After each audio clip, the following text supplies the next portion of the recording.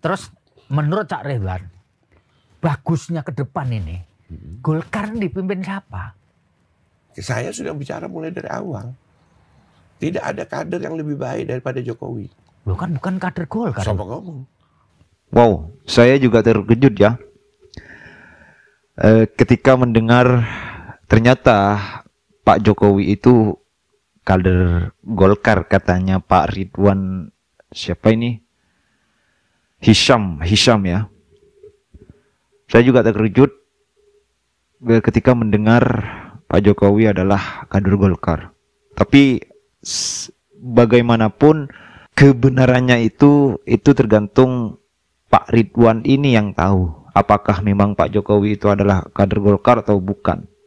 Pemirsa dimanapun kalian berada, kita flashback lagi ke belakang ya.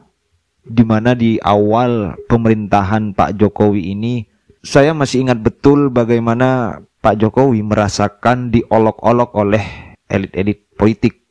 Yang katanya Pak Jokowi adalah boneka partai, yang katanya Pak Jokowi itu anti asing lah, yang katanya Pak Jokowi itu adalah anak PKI lah. Bahkan sering juga kita melihat Pak Jokowi itu direndahkan atau diremehkan di dalam partai internalnya sendiri, yaitu PDIP waktu itu. Harus salaman dengan Bu Megawati lah, bagaimana Mbak Puan memfoto ketika Pak Jokowi menghadap kepada Bu Mega. Nah, ini kan marwah seorang kepala negara itu diremehkan atau direndahkan. Nah, di akhir periodenya tinggal 2 bulan lagi, Pak Jokowi membuktikan bahwa saya tidak bisa diatur oleh siapapun. Siapapun yang melawan saya akan saya obok-obok. Terbukti kan hari ini. Sehebat itukah Presiden Joko Widodo, ya kan? Dari kepuasan masyarakat, Pak Jokowi masih 72%. Meskipun katanya pada pemilu 2024 ini Pak Jokowi cawe-cawe lah atau apalah, tapi kepuasan masyarakat masih tetap saja. Ayo kita flashback yang periode pertama lah. Itu paling parah tuh. Pak Jokowi dihujat oleh warga Republik ini. Yang paling saya ingat waktu itu adalah Pak Jokowi adalah bonekanya partai. Pak Jokowi adalah anti asing, anak PKI dan sebagainya. Direndahkan di mana yang tidak ada merendahkan Pak Jokowi waktu itu. Nah, sekarang ketika Pak Jokowi melawan, dia membuktikan jati dirinya, masih saja salah. Bahkan sampai terakhir mundurnya Pak Erlangga Hartarto ini, Jokowi masih dilibatkan, padahal sudah jumpa pers di IKN bahwa Jokowi tidak tahu itu. Atau jangan-jangan ini dari pihak lain. Ya, mari kita simak seperti apa sebenarnya Pak Jokowi ini di era-era dulu, di era-era 2000-an lah. Mari kita simak bersama-sama. Ono keputusan. Jadi mandiri itu artinya tidak tergantung pada pemerintah. Tidak tergantung kepada siapapun, tidak pemerintah saja, kepada siapapun. Iya. Dia berdiri sendiri. Masalah anggaran, masalah kebijakan, keputusan itu harus dari diri. Dia partai yang modern. Ya. Manajemennya harus mandiri, terbuka, modern. Modern. Nah, tidak modern. Kalau kepemimpinan Pak Erlangga tertutup, bisik-bisik, ada keputusan. Kaget-kaget semuanya. Oh, jadi nggak mandiri. Terbuka, ya? Saya ini anggota fraksi Partai Golkar, wis 5 periode, wis towo mulai 97 Orde Baru. Saya sudah di Senayan. Selama tahun 99 selama periode Pak Erlangga 1 kali rapat fraksi. Padahal seharusnya setiap kali kita reses harus rapat fraksi pleno, ketua umum partai memberikan arahan kepada semua anggota fraksi untuk turun ke daerah.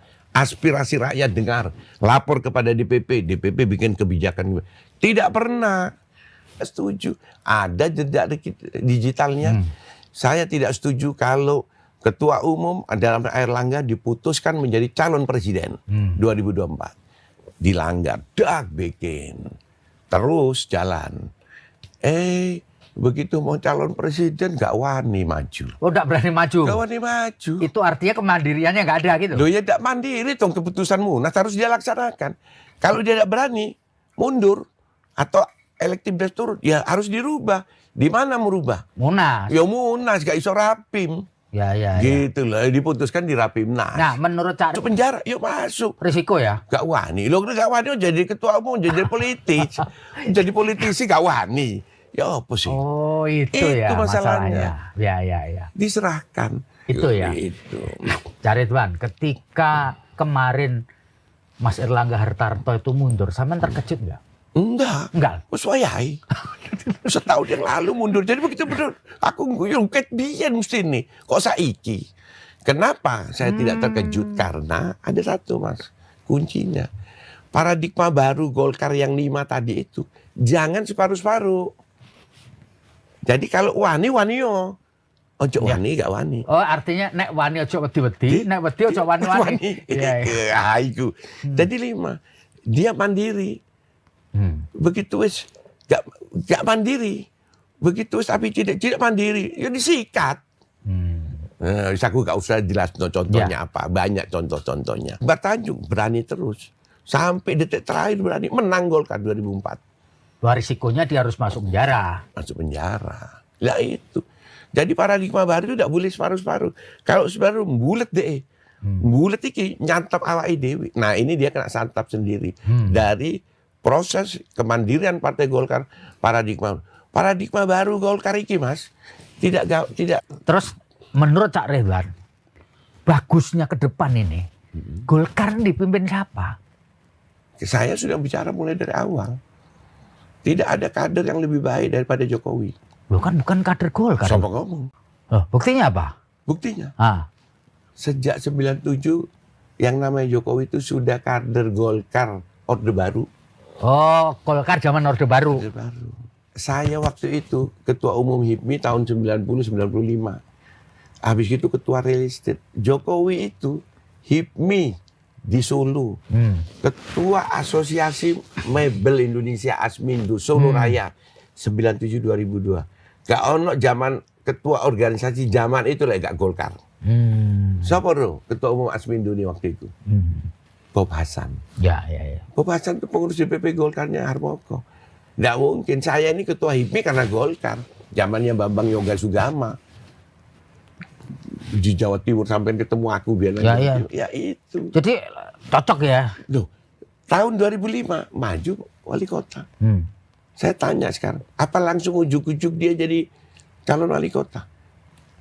Golek surat rekomendasi. Datang ke Golkar. Di situ saya dibawa oleh Kus Raharjo, ketua Golkar Solo. Bawa Jokowi ke pusat. Pak Ridwan dukung pengusaha. Oh, tak dukung pengusaha. Oh, ini Golkar. Belum PDIP. Ya. Nah, cuman oleh Golkar karena kita waktu itu mempersiapkan calon lain sekda. Maka Pak Jokowi pindah lagi ke Pak Amin Rais, ke PKS. Dapat Amin Rais. Terakhirlah baru dapat PDIP. Dengan syarat harus FX Rudi sebagai wakil. Akhirnya jadilah dicalonkan PDIP. Oh dulu. Kalau dia kader PDIP, otomatis sama dia ono apa? Nyari kemana-mana. Ya. Langsung aja kan. Langsung dari siapa? Langsung. Kalau yang kader PDIP ya Pak FX Rudi kan. FX Rudi sejak awal sudah ketua. Iki gak pengusaha. Pemain bebas. tapi kader Golkar. Nah, tapi kan nggak buktinya lagi. Ada buktinya. Ya, apa tuh? Jadi presiden kabinet pertama 2014-2019, apa nama kabinetnya Pak Jokowi? Kabinet lupa. Ayo, apa?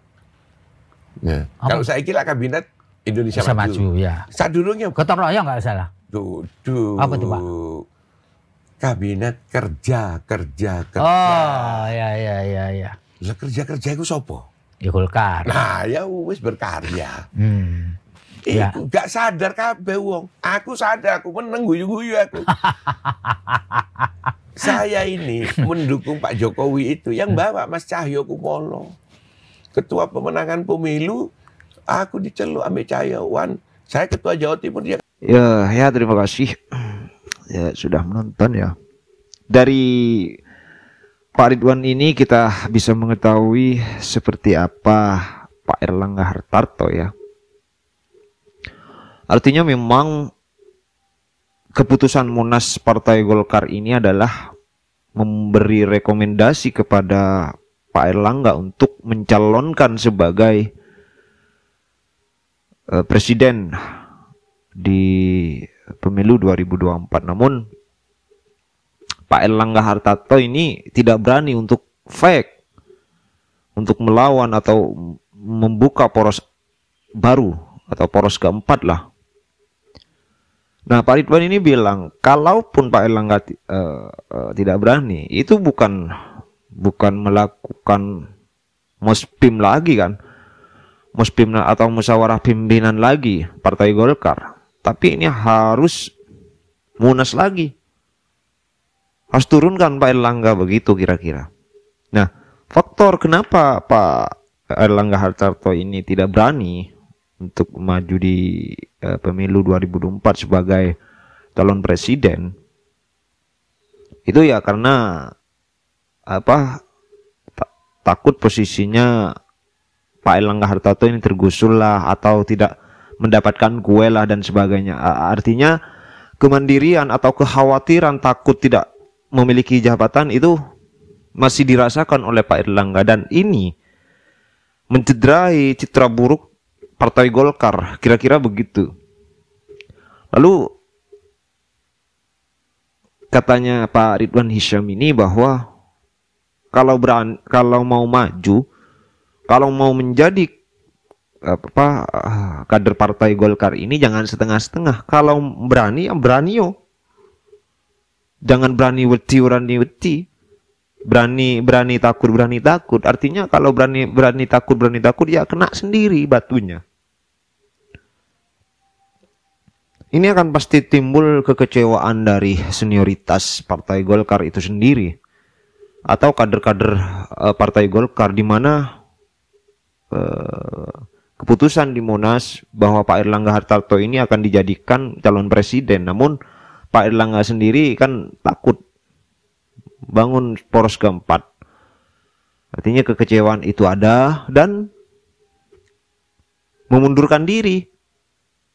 Hari ini seharusnya katanya Pak Ridwan ini memundurkan itu sudah tahun yang lalu. Dia harus membuktikan bahwa kader Partai Golkar tidak seperti itu.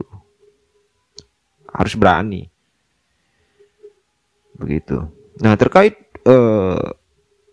Pak Jokowi itu adalah kadernya Partai Golkar, sebenarnya bukan, saya meluruskan ya, saya nggak tahu ini benar, apa pendapat saya ini benar atau tidak, tergantung netizen nanti. Menurut saya yang dikatakan Pak Ridwan ini adalah ketika itu pada tahun 97 mungkin salah satu partai terbesar waktu itu adalah partai penguasa waktu itu juga adalah Partai Golkar Golongan Karya yang dipimpin oleh Pak Harto lah, karena waktu itu mungkin masih Pak Harto yang menjadi kepala negara. PDIP pada waktu itu kan masih jatuh bangun juga.